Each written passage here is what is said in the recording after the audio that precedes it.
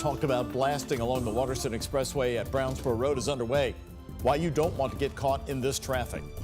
A beloved Kentucky firefighter dies in a Louisville hospital after a serious crash while heading to a fire in his tanker truck. We're in Raywick, Kentucky tonight as they are remembering Brian Hatt. And ahead, we're going to take you to southern Indiana, where a new adventure park will soon offer whitewater rapids built on two old landfills between Clarksville and New Albany.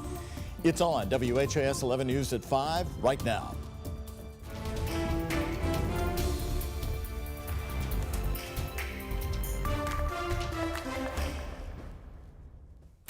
A blast today on the Waterston Expressway near Brownsboro Road. It's the first day of a blasting operation to widen the Waterston near the incoming VA hospital. And thanks for joining us here at 5. I'm Connie Leonard. We've talked so much about this now. Construction has been slowing traffic for weeks and reduced the number of lanes near that bridge. Now the blasting will add an additional obstacle for drivers with rolling roadblocks. Keep that in mind. WHAS 11's Alexandra Goldberg and chief photojournalist Philip Merle have a closer look at what you should expect.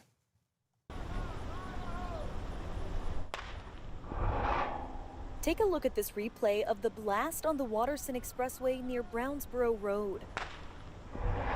The Kentucky Transportation Cabinet says it's all a part of a $130 million construction project to widen I-264 near mile marker 22 and reconstruct the interchange.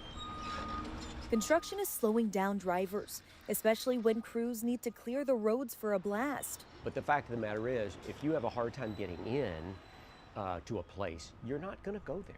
Joe Lilly, an employee at Brownsboro Hardware and Paint, if you want us, we can have somebody check it for you. Calls the construction near the new VA hospital in the Windy Hills neighborhood a mess. The fact is, everybody's going to have an impact. We've had an impact. I know the restaurants have been hit pretty hard because if you've got heavy-duty traffic in the morning and afternoon and schools nearby, it's not necessarily a pleasant experience. So his goal is to tell his loyal customers how to take an alternate route. It's really kind of a case of trying to educate people that there are alternate ways of going where you need to go. The project has a long way to go, expected to be completed in fall 2027. I've marked it on my calendar. But during this phase of construction, there will be intermittent rolling roadblocks near the Waterston Expressway and Interstate 71 because of the blasting. KYTC says they could last up to 20 minutes once per day between 9 a.m. and 3 p.m. We can't prevent it. We can't avoid it. We're going to live through it, and we're going to find ways to make it as least frustrating as we possibly can. And part of that is through preparations. In Louisville, Alexandra Goldberg, WHAS 11 on your side. KYTC says letters have been sent to residences and structures within 500 feet of a blast site with information on how to schedule a building inspection. And this follows, of course, a situation from October of 2022 when crews were blasting at the new VA hospital and then rocks flew right onto the Waterston Expressway, also damaging nearby houses. Well, a Louisville man is arrested for multiple burglaries, included repeated break-ins at a local community center. 20-year-old DeAndre Smith-Coward was arrested early Monday morning while allegedly trying to break into a local business. Smith-Coward admitted to all burglaries. He's charged with 5 counts of burglary and 4 counts of criminal mischief and is currently being held at Metro Corrections. The break-in investigation is ongoing.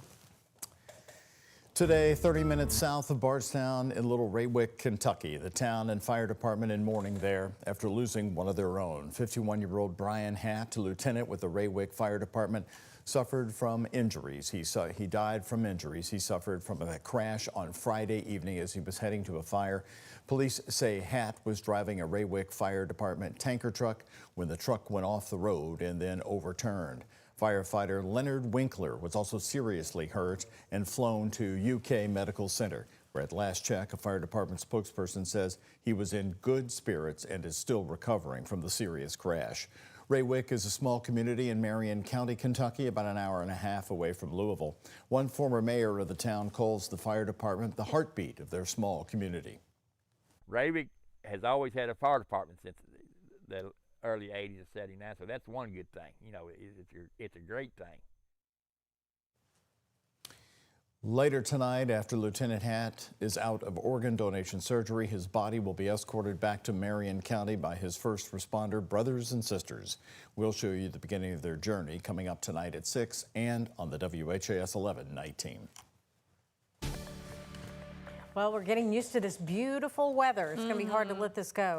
I know we had clouds enter the scene today, but they still didn't bring any threatening changes to us. And our chief meteorologist, Mallory Schnell, is here, is looking to this really cool night coming. What is it? Still Wednesday night, tomorrow night, It's Mallory? actually tonight Tonight. into tomorrow morning. Yeah, that will likely be the chilliest night of the week. A lot of 40s expected across Kentuckiana by tomorrow morning. Louisville looking like the low to mid 50s. We tend to stay a little elevated, but we'll be getting close to some record lows in some spots. We're taking a live look outside right now from our First Savings Bank U of L health camera from over in Jeffersonville overlooking downtown Louisville. Temperatures extremely comfortable all across the area again this evening into the 70s. So running 10 to 12 degrees cooler than normal for this time of year. And of course, these numbers really make all the difference. Our dew points have mixed down into the 40s and 50s. So a far cry from the 60s and the 70-degree dew points that we had for much of the summer. Of course, when you do mix down that drier air, you get a bit of a breeze sometimes. So we have had some wind gusts between about 15 to 20 miles per hour. But a great night for, yes, some Tuesday night baseball. We do have a Bats game. First pitch at 7:35. Expect temperatures in the 70s, partly cloudy skies and a northwest breeze. And then once again, lows tonight plummet into the 40s and 50s. We'll let you know just how long this cooler weather sticks around coming up in our 7-day forecast. Mallory, thank you. Some major healthcare news in Louisville today. Cigna, the major health insurance company used by many of you watching us tonight, is ending its contract with Norton Healthcare. Cigna Healthcare says it will end its contract coming up on September 8th. And according to Norton, they tried to reach an agreement with Cigna but couldn't come to a conclusion. Norton will still accept patients with Cigna insurance, but keep in mind that care will now be considered out of network from September 8th on. Norton and Cigna say they are working together to get the next steps for patients who are currently receiving oncology, pediatric, and prenatal care. If you have any questions, Norton says you need to call Cigna at the number on your screen. We have it for you at 800-997-1654. A new tariff change expected to go into effect Friday has sent international post offices into a frenzy. The new rule by President Trump is ending an exemption on tariffs for low-value packages coming into the U.S. It allows packages worth less than $800 to come into the U.S. duty-free. Well, that is now ending, and businesses will have to pay tariffs ranging from 10% to 50% to ship right here to the United States. As you can imagine, small businesses overseas are now scrambling. And postal services in Germany, the UK, and Australia, and more have suspended deliveries here to the U.S. The change of this rule is not a big surprise, but the time frame is very challenging for us because the new regulation comes into place from August 29, and we don't have enough time. So not only us, but all postal providers don't have enough time to guarantee a safe and legal shipment of goods to the U.S. Now, to put this into perspective, a total of 1.36 billion packages were sent in 2024 under this exemption. Meanwhile, Canada is rolling back its retaliatory tariffs on bourbon all the way down to zero. Industry leaders are applauding that move, but they warn it's just a first step toward getting bourbon back on Canadian shelves. Our Isaiah Kim Martinez has been talking with players about this level all day long today. And Isaiah, they cautioned optimism is what you're hearing today. Yeah, Connie, Doug, that's exactly right. Kentucky distilleries export bourbon to Canada more than any other single country. But over the last few months, much of that product has just been sitting there, not being sold. There's hope, though, that this latest move will mend the wounds of that fractured relationship. In Canada, they're just not ordering. They've got whole shelves where they're not serving it. One of Kentucky's harshest critics of President Trump's tariffs, Republican Senator Rand Paul, maintains that they hurt the bourbon industry. Here he is talking to me in Louisville. There are boxes and boxes of bourbon sitting somewhere that aren't even being distributed. The trade relationship between the U.S. and Canada has felt the most strain in the bourbon department. But Kentucky Distillers Association President Eric Gregory is optimistic better days are ahead. Minister Carney's announcement is a really good first step because we've had a situation where we've had an unbalanced trade. Canada's Prime Minister made big news, saying they'd be dropping several of the tariffs they fired back at America after President Trump first imposed tariffs on our neighbors to the north. That means Kentucky bourbon exports to Canada, which buys more than any other individual country, will no longer carry that import tax. We're very pleased that leaders in Alberta and Saskatchewan have restored American alcohol, especially Kentucky bourbon, to the shelves.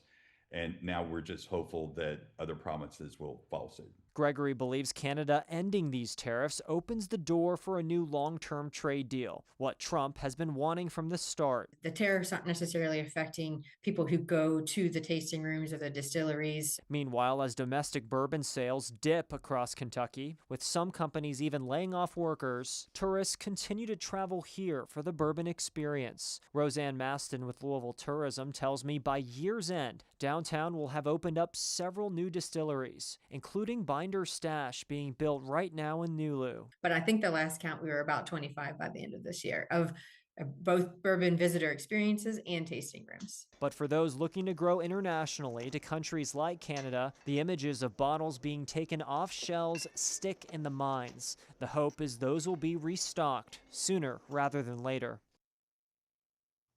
And again, giving you an idea of how much Kentucky exports $100 million in spirits, most of that bourbon, to Canada. Doug, Connie. All right, thank you, Isaiah. Well, the 23rd annual World Fest kicks off in just 3 days, and Louisville Mayor Craig Greenberg is getting the community excited for this annual tradition. World Fest is Louisville's premier international festival, showcasing the various cultures and communities that make up our city. You can enjoy a series of dance and musical performances, more than 100 international vendors, and of course, food from all over the globe. Mayor Greenberg says he's looking forward to Friday's naturalization ceremony that's happening. And after the ceremony, about 300 people will be new American citizens. World Fest is free, and it's known to attract about 150,000 people throughout the holiday weekend. The celebration starts down on the Belvedere and runs through Labor Day. There will be some road closures. We've got a list under this story on our website, WHAS11.com. A Highlands thrift store is closing its doors, we learned last night on the WHAS 11 night team, all amid uncertainty at the Mid-City Mall. The nearly new shop announced it would be closing in September. The resale shop has been in the Mid-City Mall for the last 7 decades. The National Council of Jewish Women is working to make sure all leftover merchandise gets to people who need it in Louisville. And in Nulu, another local business closing their doors. Nora Bar announced today they will be closing in October. The karaoke bar opened about 5.5 years ago on Market Street. The business owners posted on social media saying their building was sold to new owners and they have 2 months to say goodbye. Their last day will be October 19th.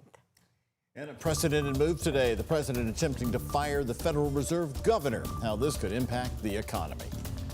Plus, making a landfill into a water rafting park. That's the dream for developers in Clarksville. We're going to take you there at 5:30. And here's a check of today's Kentucky Lottery jackpots. Mega Millions, $253 million. Powerball, $815 million. The Kentucky Lottery, funding education for over 1 million Kentucky students.